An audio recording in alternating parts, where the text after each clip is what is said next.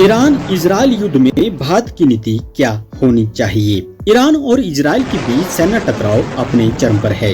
यह संघर्ष न केवल क्षेत्रीय स्थिरता के लिए खतरा है, बल्कि वैश्विक भू राजनीतिक और ऊर्जा संतुलन को भी प्रभावित कर रहा है।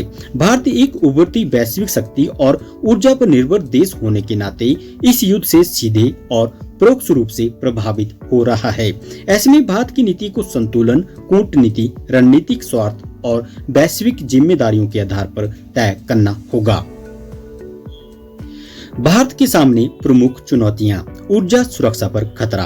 भारत अपने कच्चे तेल की जरूरतों का लगभग 85% आयात करता है, जिसमें एक बड़ा हिस्सा ईरान से या खाड़ी देशों के माध्यम से आता है।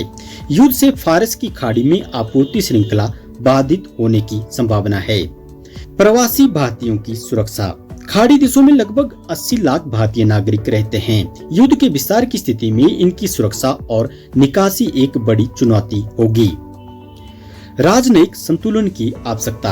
भारत की इजरायल और ईरान दोनों देशों से मजबूत रणनीतिक और आर्थिक संबंध हैं। इजरायल भारत को रक्षा तकनीक, साइबर सुरक्षा और कृषि नवाचार में मदद करता है, जबकि ईरान भारत के लिए ऊर्जा और चाबहार बंदरगाह के माध्यम से मध्य एशिया तक पहुंच का एकमात्र द्वार है। और साथ ही ईरान से होकर भारत, ईरान और रसिया कॉरिडोर योजना की भी प्रक्रिया चल रही है।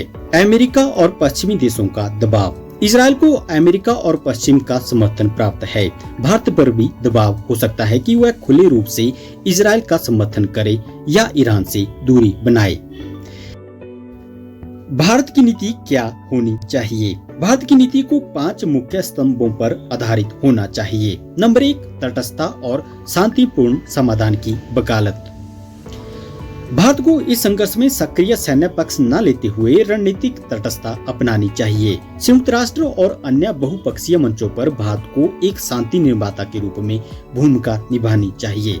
भारत को यह स्पष्ट रूप से बताना चाहिए कि वह किसी भी प्रकार की आक्रामकता या क्षेत्रीय संप्रभुता का उल्लंघन नहीं मानता। शांति वार्ता की पहल में भारत को भागीदारी करनी चाहिए, जिसे उसकी छवि एक वैश्विक मध्यस्थ के रूप में उभरे। नंबर 2, राष्ट्रीय हितों की रक्षा। भारत को अपने ऊर्जा आयात, प्रवासी भारतीयों और व्यापार मार्गों की सुरक्षा को सर्वोच्च प्राथमिकता देनी चाहिए। खाड़ी क्षेत्र में भारतीय नौसेना की उपस्थिति बढ़ाकर समुद्री मार्गों की निगरानी करनी चाहिए। विदेश मंत्रालय को खाड़ी देशों में स्थित दूतावासों के माध्यम से आपातकालीन योजनाएं सक्रिय करनी चाहिए, ताकि किसी भी संकट में भारतीय नागरिकों को शीघ्र निकाला जा सके। चाबहार और ईरान के साथ संबंधों का संतुलन। भारत ने ईरान में चाबहार बंदरगाह पर भारी निवेश किया है, जो भारत, अफगानिस्तान, ईरान और मध्य एशिया को जोड़ने का महत्वपूर्ण गलियारा है। भारत को यह सुनिश्चित करना चाहिए कि इस युद्ध से चाबहार प्रोजेक्ट बाधित न हो। ईरान से बातचीत जारी रखना चाहिए ताकि भारत के सामरिक हित सुरक्षित रहें, लेकिन अमेरिका या पश्चिमी देशों के प्रतिबंधों की सीमा का भी ध्यान रखना होगा। इजरायल के साथ रक्षा सहयोग जारी रखना। इजरायल भारत का एक महत्वपूर्ण रक्षा साझेदार है। भारत को यह स्पष्ट करना चाहिए कि वह इजरायल के साथ रक्षा और तकनीकी सहयोग जारी रखेगा, लेकिन उसे सैन्य संघर्ष में समर्थन नहीं देगा। भारत को यह संदेश देना चाहिए कि भारत का इजरायल के साथ सहयोग भारत की सुरक्षा आवश्यकताओं के लिए है, न कि किसी तीसरे देश के खिलाफ। बहुपक्षीय मंचों पर सक्रिय कूटनीति। भारत को G20, ब्रिक्स, SCO और UN जैसे मंचों पर सक्रिय भूमिका निभाकर एक साझा अंतर्राष्ट्रीय दृष्टिकोण बनाने का प्रयास करना चाहिए।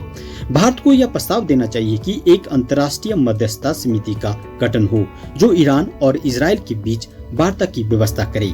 भारत को यह सुनिश्चित करना होगा कि इस संघर्ष से उभरते वैश्विक खाद्य और तेल संकट को नियंत्रित करने में उसकी भूमिका स्पष्ट हो।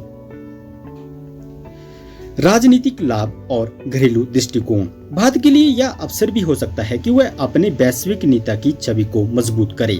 घरेलू स्तर पर भारत सरकार इस नीति के माध्यम से यह दिखा सकती है कि वह राष्ट्रीय हितों को लेकर सजग है और प्रवासी भारतीयों के लिए प्रतिबद्ध है। इससे भारत की गैर पक्षीय लेकिन सक्रिय विदेश नीति की छवि और मजबूत होगी। ईरान इजरायल युद्ध भारत के लिए एक जटिल कूटनीतिक और रणनीतिक चुनौती प्रस्तुत करता है। भारत को इस संघर्ष में किसी एक पक्ष के साथ खड़ा नहीं होना चाहिए, बल्कि शांति, संवाद और सामरिक संतुलन की नीति अपनानी चाहिए। एक ओर उसे अपने ऊर्जा हितों, रक्षा सहयोग और प्रवासी भारतीयों की सुरक्षा की भी चिंता करनी है। वहीं दूसरी ओर उसे वैश्विक नेता की जिम्मेदारी भी निभानी होगी।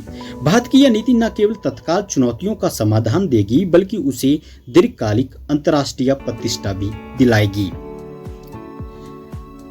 दोस्तों, यदि हमारे द्वारा बताई गई जानकारी आपको अच्छी लगी हो तो हमारे चैनल को सब्सक्राइब कर लें। धन्यवाद। जय हिंद, जय भारत।